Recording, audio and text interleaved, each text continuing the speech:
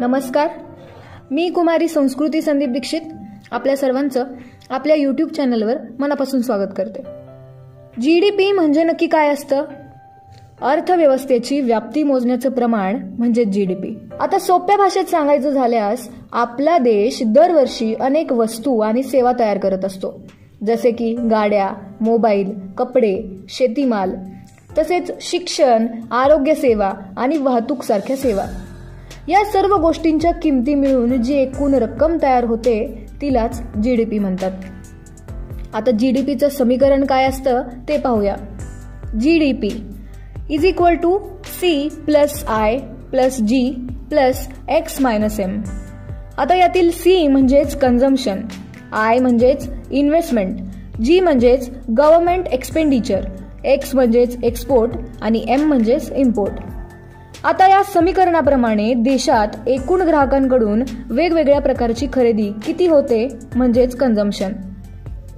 त्याचबरोबर वेगवेगळ्या प्रकारची देशांतर्गत गुंतवणूक किती आहे, सरकारचा एकूण खर्च आणि त्यानंतर देशाच्या एकूण निर्यातीमध्ये एकूण आयात वजा करून जे समीकरण मिळेल ते त्यामध्ये मिळवलं जातं।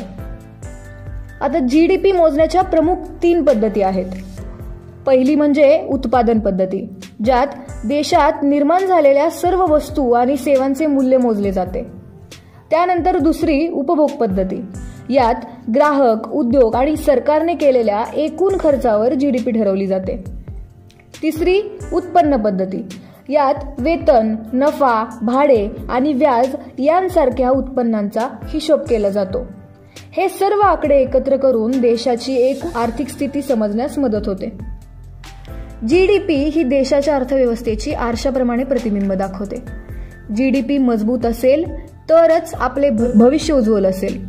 म्हणूनच आपण सर्वांनी देशाच्या विकासात योगदान देणे अत्यंत गरजेचे आहे, मग ते उद्योजकतेच्या माध्यमातून असो किंवा शिक्षण क्षेत्राच्या माध्यमातून असो किंवा नवे कौशल्य आत्मसात करणे असो।